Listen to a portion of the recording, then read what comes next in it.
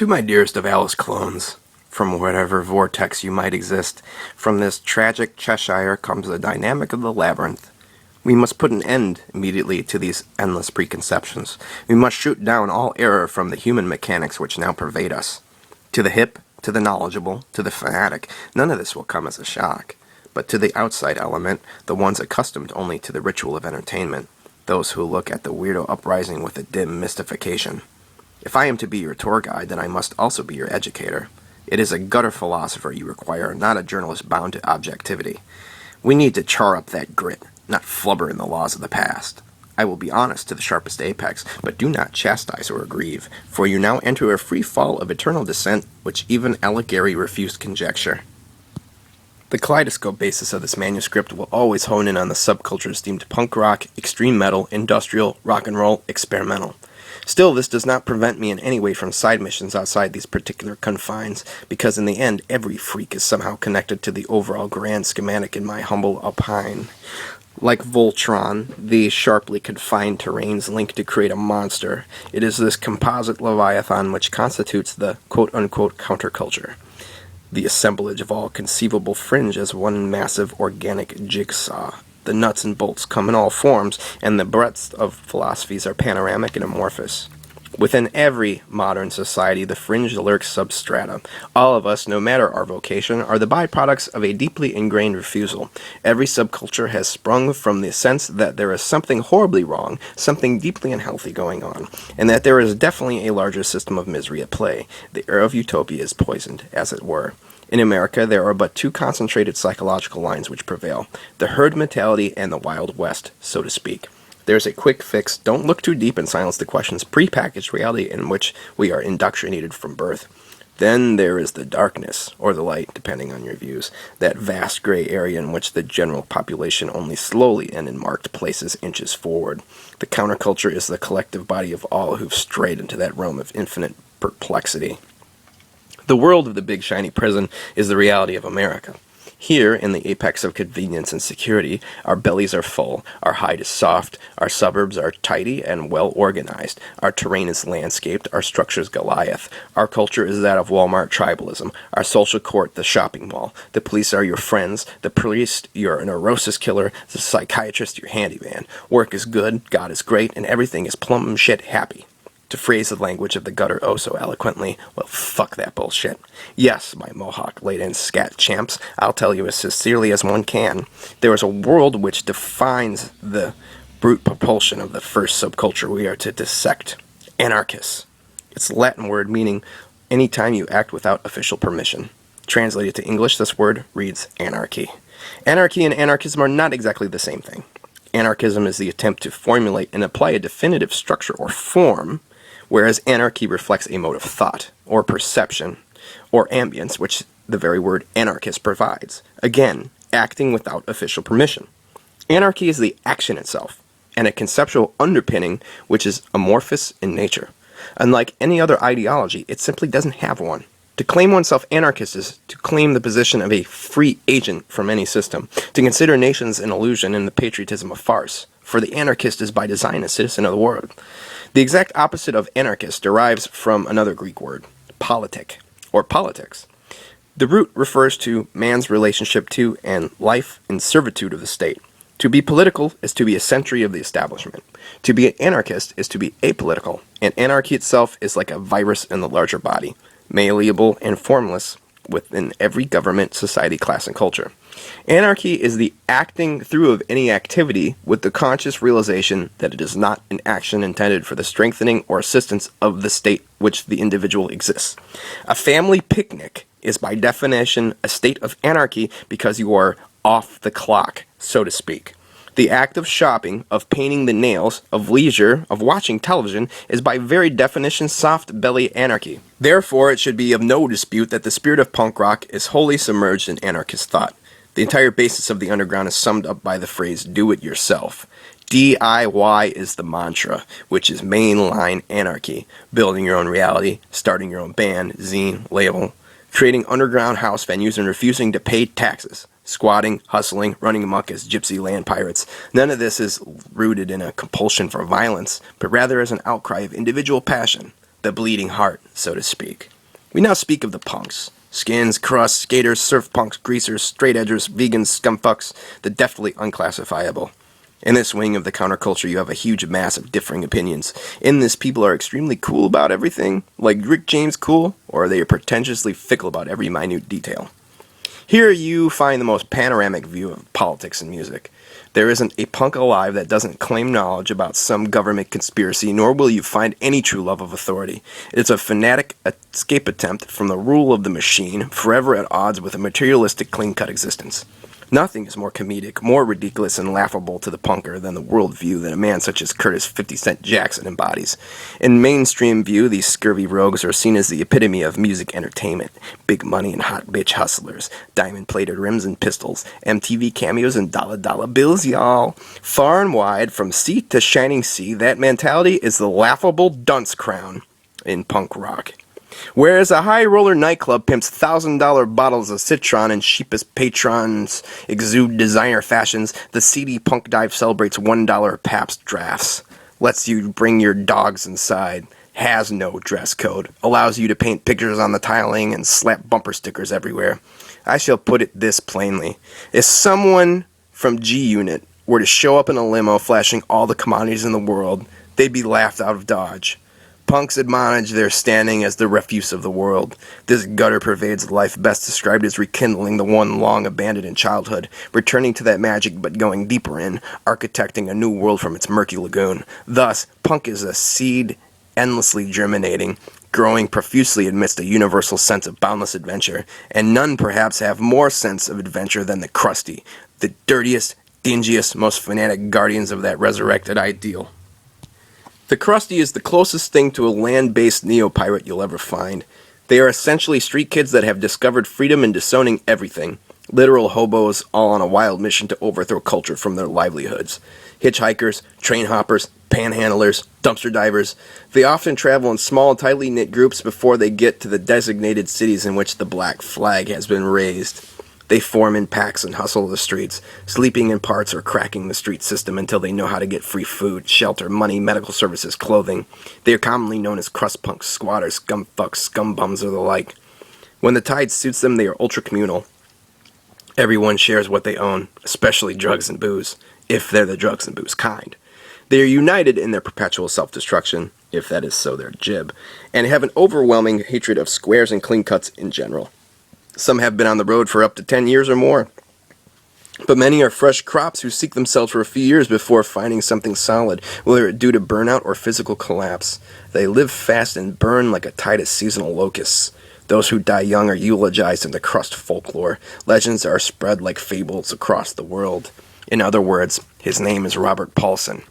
On the flip side, there is the ultra-karmic strain of crusty, so deeply committed to veganism and social issues that they are the vanguard of the positivist. In a sense, these twin strains exist as a sort of yin-yang effect, all of which preside in a virtual land of the lost, the fall through the cracks of society so violently that any reverse becomes impossible. I will probably find myself traversing with many of these shadowy characters, especially in larger cities where I may have difficulty in finding a place to crash.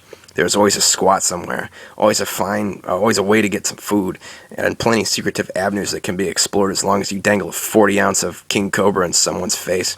It is the ultimate bargaining chip because a bottle of Mickey's goes fast among 12 alcoholics so hardcore they're puking blood. The only problem is that you have to keep supplying it, or trick them into thinking you're broke. Either way, $10 in Steel Reserve is far cheaper than $60 for a motel. Plus, it's far more fun. When you hang out with the crusties, especially the nihilist ones, you drink and drink and drink. Everyone dies together, that's the rule.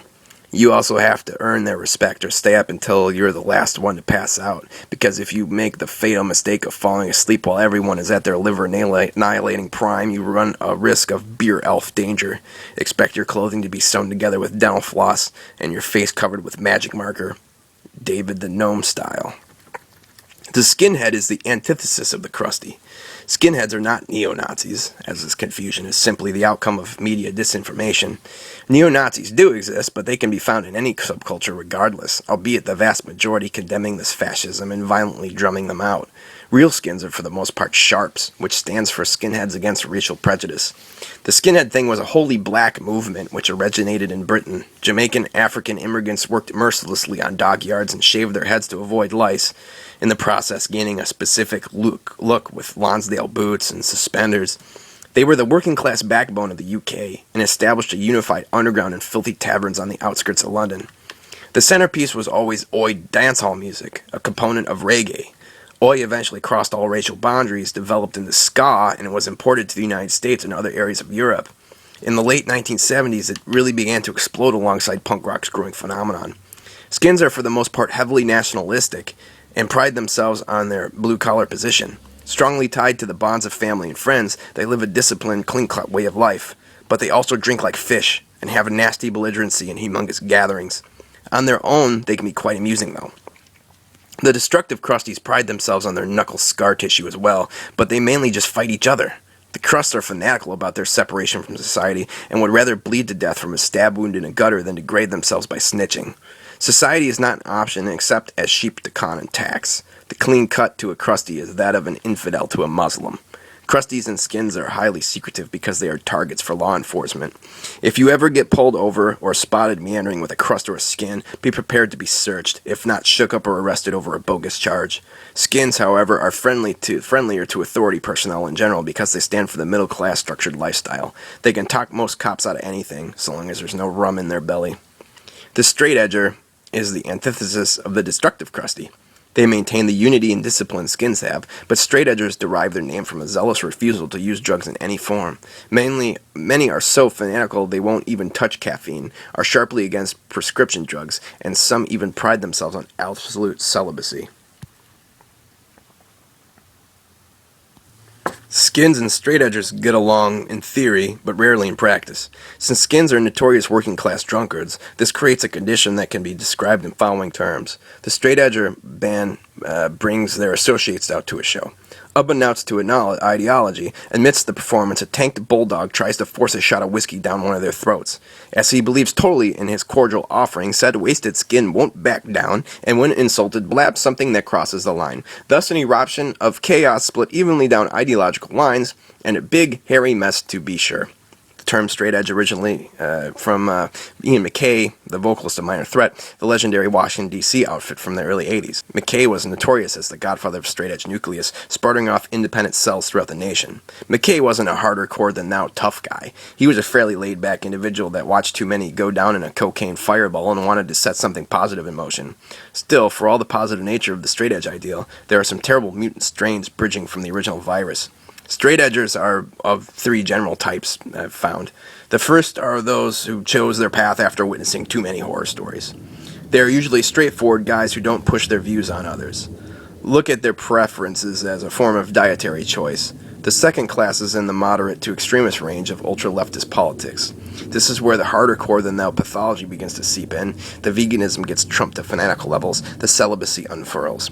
Lastly, there are the ultra-right-wing straight edgers, a new brethren of black shirt fighting for their self-styled totalitarian utopia. They literally attack drug users in the streets, cigarette smokers, potheads, drunks. They show up 20 to 40 strong at a concert and jump poor saps guzzling beers, starting mini riots. In Salt Lake City, for instance, such a group was switchblade carving gigantic X's, the straight edge mark, in the backs of intoxicated citizens they'd randomly select under the cover of night. There are so many violent right-wing straight-edge groups such as this, particularly in Cincinnati, SLC, Los Angeles, Detroit, and Washington, D.C. Such factions have totally lost the sarcastic humanist attitude of 80s straight-edge and now undeniably gravitate towards the more tough guy hardcore bands, which mix metalcore into the formula, giving it a more testosterone-laced skinhead feel. As for the other subtypes in punk rock, you have the skaters, the greasers, and a vast gray area that actually takes up the largest percentage. The skaters are typically freewheeling, hard-partying, drunken vandals. Everything they embody screams of 40 ounces spray paint, smoke roaches, and repulsion towards authority. The greasers are exactly what you'd expect. They include the entire rockabilly, psychobilly, classic 50s crowd. They are cartoonish and laid back with a flair for the world of James Dean. You know them by their pompadours and greased aerodynamic jet black hair, leather jackets, chain link belts, hot rods, choppers, and girlfriends with a visual nod towards Betty Page or Marilyn Monroe. These might be clandestine games of high-speed chicken on dirt roads, although I've never heard of any West Side Story switchblade duels. There are many zany folks with a hard-on for Americana, worshipping at the altar of necromantics, coffin cats, and phenomenauts, Brian Setzer, and even Dick Dale. They drink heavy, but rarely are seen into any hard drugs. They get along okay with the various groups because greasers don't particularly stand for any great social message, though the ultra-anti-capitalist crusties might holler something about their gas-guzzling chop jobs. No one wants more to deal with moderates than the metal scene, who by and large tend to be a little more right-wing on certain aspects. You could sum up the vast majority of mentalities by the humble phrase, shoot first and ask questions later. That stated, the metalheads do not cling to this music for the sake of artistic protest. It is more a simulated riot arched upon a modernized Wagnerian powerhouse, a bombastic spectacle which taps into a primal vein which simultaneously ushering forth a futurist mythology. That is, to say, building a world of legend atop the ruins of the current one.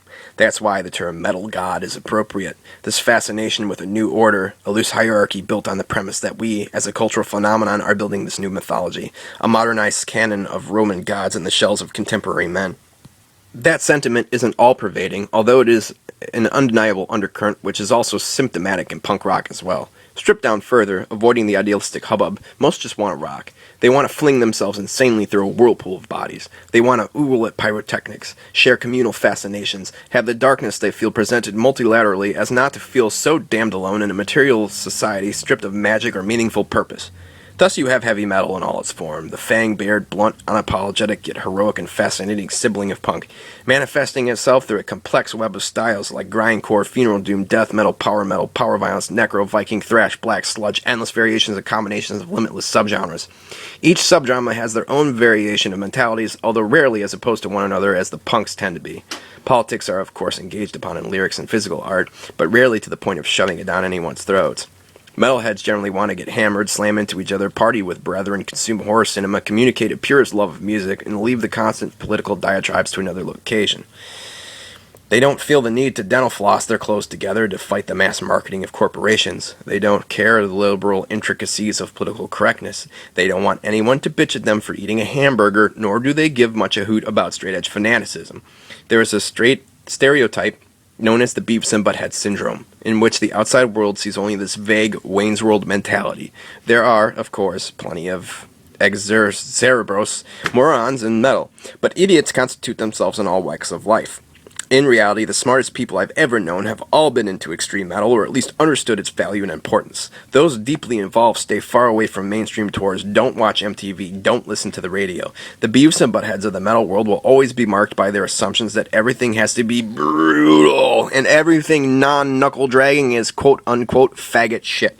They go for the thunder, the testosterone, the beer. We call them meatheads. Meatheads are a bane and a curse to all, but unlike the punkers that will blab away all of their digressions at them, metalheads tolerate them as the eternal half-wit brothers. The meatheads are encapsulated mostly by quote-unquote classic metal, i.e. the easy shit that doesn't challenge brainwaves, Satan-only Cookie Monster death metal, and the bad modern hardcore in which you'll find many of the violent straight-edge or skinhead types. The meathead is entranced by the knuckle-dragging hardcore breakdown, the mosh pit, the hatred of anything sissy, anything singing, anything weird. It's all clunking thunder or nothing at all with an eruptive macho flair. The people outside of the stereotype are above all intelligent, highly versed in all forms of music, actually listen to metal as opposed to just going with it. While the death metal dunderskull bangs his head to noise, the real metalheads actually pinpoint and dissect the notes, the rhythms, the lyrics, the presentation. The real metalhead always has a lavish, if even slight, history of building something from the ground up, whether it be running a self-financed label, distro or zine, organizing, promoting, managing shows, able-handed with numerous instruments, playing in a band or two, direct online support.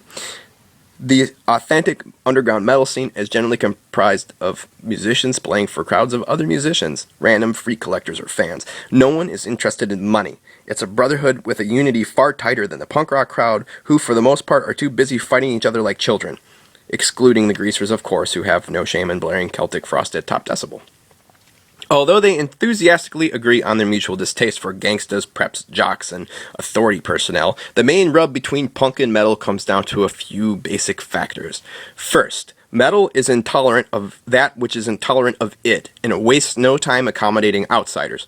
Second, metalheads have deep grievances towards musical laziness, hence the appreciation of ultra-technical extreme metal. Third, most punk is loose and happy-go-lucky, thereby considered boring. Most songs are basic, lightweight, upbeat, and crafted from 3 or 4 riffs. The punks see that as freedom, the metalheads as uninspired generica. Above all, you have a fascistically intolerant, if not wholly fascist, streak of anti-religious sentiment. No one seriously in the extreme metal is deeply religious in any orthodox sense. There are stragglers, of course, but they are far from abundant. After all, it should be noted that Black Sabbath were the first and ultimate heavy metal band, and they were Jesus raging. Other prime examples of noteworthy Christian bands are Living Sacrifice, Zao, and Norma Jean.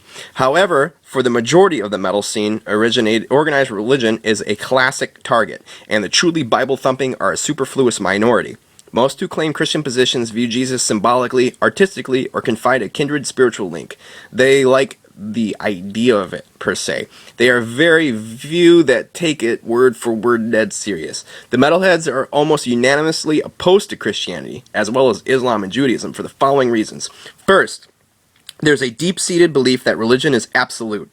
Many have declared that to be a true follower, one would have to be either ordained clergy or fanatically working towards that goal.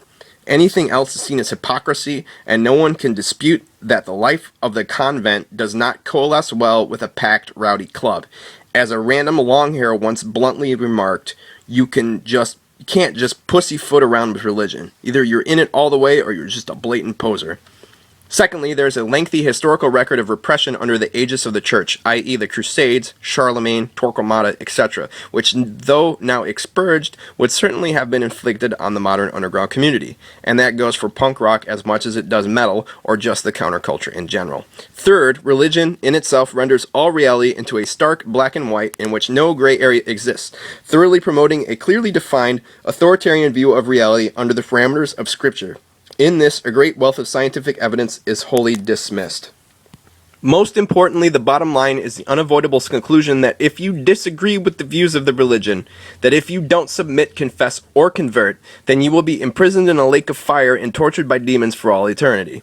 This is the end result, which simply cannot be overlooked or dismissed, and it is the most definitive reason why the underground has generally segregated itself from religious fundamentalism.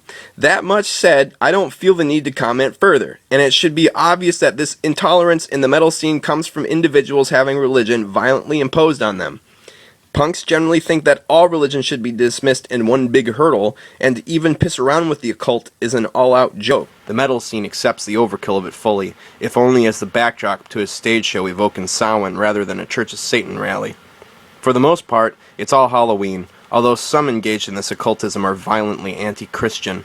The vast majority of those extremists find themselves on the right wing of the black metal movement, or darker, more perverse death or thrash. Black metal originated with bands like Venom and Bathory as this gruesome, ultra-heavy, satanic noise from the 80s. Although these bands were overtly satanic or heavily engrossed in Norwegian folklore, none were armed militants. The ultra-violence of the satanic underground exploded in the early 1990s with the second wave of black metal. A handful of lunatics from Norway, chiefly Mayhem, Burzum, and Emperor, decided to create their own anti-Thalian reality, in historical light of their ancestral roots, and the culturally repressed by a timid church state. The underground Norwegian scene violently exploded. At first it was the attempt to make the darkest, grimmest, most haunting musical destruction laudable. One thing led to another, and thus begat a campaign of terrorism which climaxed in the wreckage of a dozen burned churches, the murders of a handful, and a litany of prison sentences. Those kindred to that initial seed are the die-hard black metal fanatics, the ones who advocate everything from genocide against all religious faiths to pagan neo-Nazism. They take the literal interpretation of the occult Hitler deadly serious, and theirs is an atheistic war cry to bring about heathen glory. Yet most involved in the European and American black metal scene decry genocide because they detest being persecuted themselves. Most European metal bands, even black metal ones, detest Nazism. The Europeans still have not forgotten the bloodshed of their past. The ultra-fascistic BM bands in America are few and far between, but there are plenty still polishing their machetes, enthusiastic to unleash hell. Not all into black metal are right-wing to this extent. In America, black metal was discovered through devices like Napster, because no one imported this shit anywhere in the 1990s. Most are hardcore metal fans that just collect vinyl and bootleg everything they get their hands on. Wearing a Burzum t-shirt is less a statement of white superiority than it is the same as sporting a Ted Bundy t-shirt, and collecting those violent episodes of music is akin to owning bootlegs of Cannibal Holocaust or Sallow. The super misanthropic underground is a surge of isolated loners or small groups of tight-knit outsiders. Many of the black metal kids in America are into fantasy, period. You have this strain of Dungeons and Dragons and Renaissance Fest people. Otherwise, they are pissed off misanthropes, musicians, or weirdos obsessed by the awkward, painful quality of the more droning ambient work. This droning experimental side can be best described by bands like Xasthur, Bethlehem, or Blut aus Nord. The death metalers tend to be the horror movie obsessives, very disciplined and with small circles of friends. They love sick humor or ugly porn, such as collecting tampons or Down syndrome bukkake. Total brutal sick-out measures, cartoonishly violent, anti-religious, or tongue-in-cheek misogynistic. 90% don't take themselves all too seriously. Same with the thrashers. They worship at the altar of Testament, Exodus, nuclear assault. Slayer are the progenitors of thrash, and their style is its very definition. They love screaming at the stage, egging on guitar solos with a picture of PBR raised high. Thrashers of true grit usually detest keyboards. Long hair, leather pants, sleeveless denim jackets covered in patches, high-top Reeboks if snazzy. Their musical world is not dated, it's timeless. The power metalers are into the soaring, banshee-shrieking warriors of the world sentiment of bands like Blind Guardian, Iron Savior, and Manowar, respectively. It is a world of guitar heroes, poodle hair, leather pants, and monster Harleys. This all started with the dual onslaught of Judas Priest and Iron Maiden. Everything classic about metal can be traced here, and every nuance of the 80s lives onward. Power metalers rarely get along with the death metal crowd who think their whole vibe is aptly gay, but none so much as musically homophobic as the black metalers. Power metal outside of Europe is truly a rare breed, but it does not stop a man from blaring Stradivarius in any parking lot gathering he feels needs some quasi-spiritual uplifting. Grind was a reaction bridging ultra-hardcore politically charged crust punk with thrash metal. It can be easily identified by its particular blast beat and its short attention span variation on death metal. Most songs range between 3 seconds to a minute. Grindcore started in Flint, Michigan, just north of Detroit, by Repulsion in 1985. They combined negative approach, Celtic frost, and discharge into one horror-obsessed entity. It was, at the time, one of the rawest albums ever recorded. The guys in Napalm Death got a Repulsion cassette tape trade, and, promptly floored, decided to alter their own formula, churning out spastic metal-punk hybrid 10-second songs. It developed technically and spread accordingly, but has almost always retained its punk stylings at key moments. This is the closest thing you get to a crust punk in the world of metal, as most grinders are hand-in-hand with crusties. This is a prime area for communal squats, political dialogues, and leftist opinions. Doom metal is the subterranean depths at which the diehard eventually finds himself one day. Doom is either classic garage Black Sabbath influenced metal, complete with rock and roll blues scale backbone, or the slowest snail-paced funeral dirge ever created.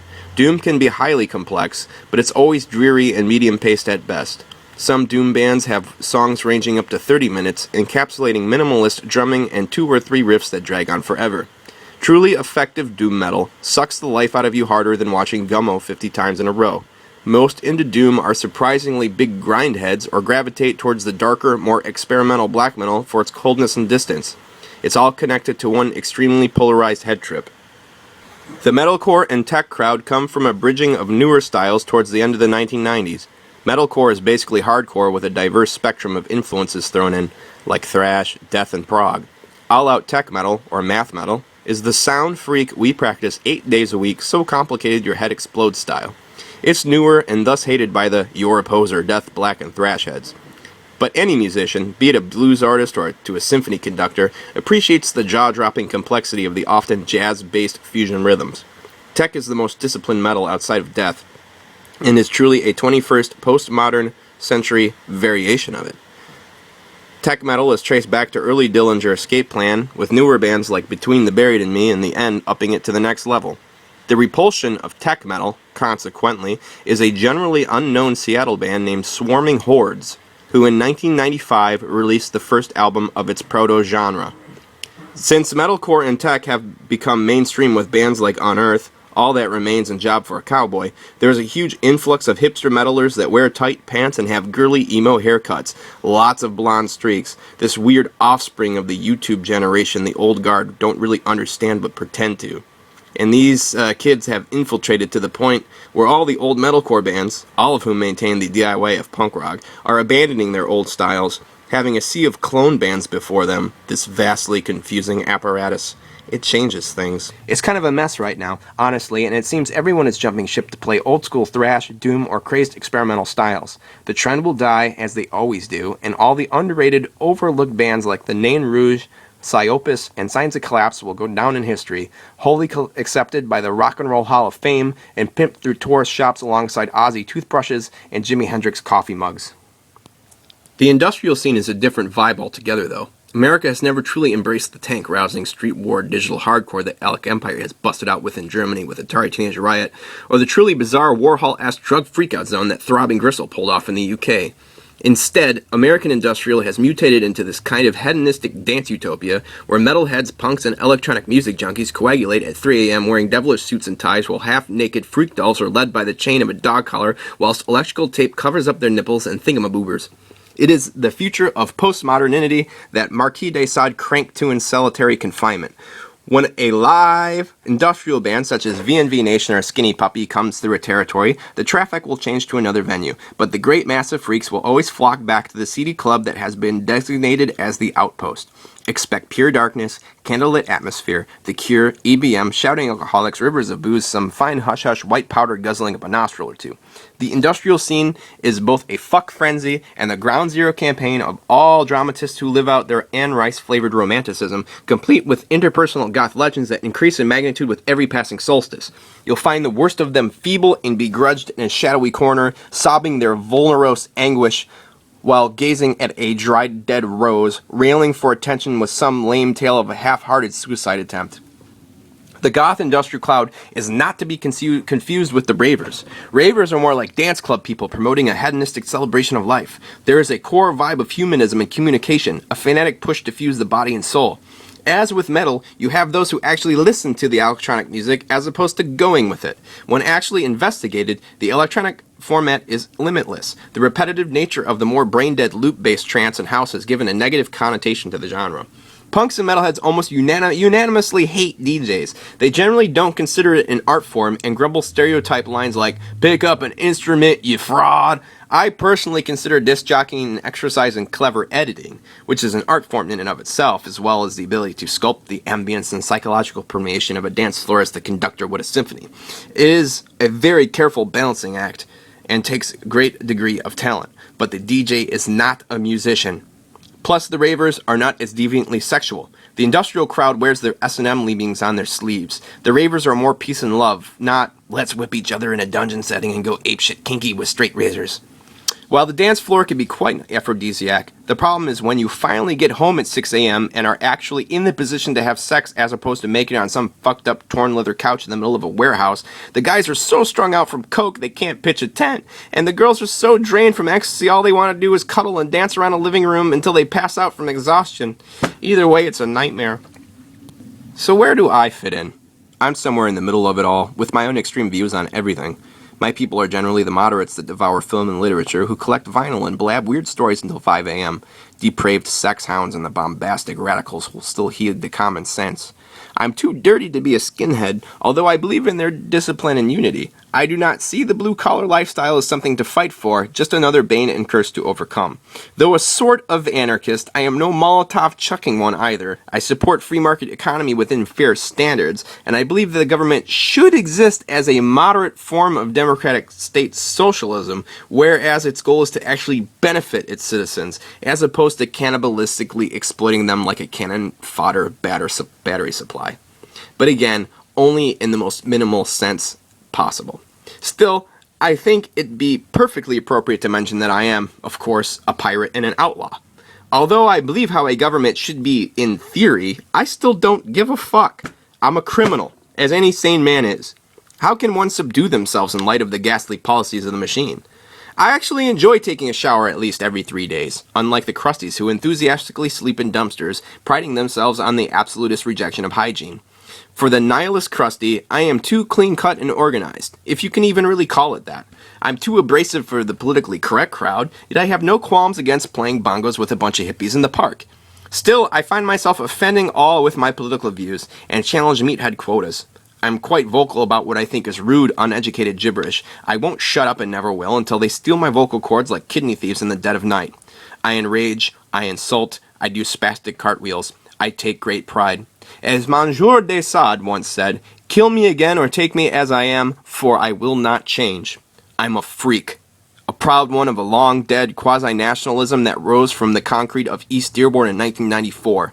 I am its champion flag waver and old school in my tastes and preferences.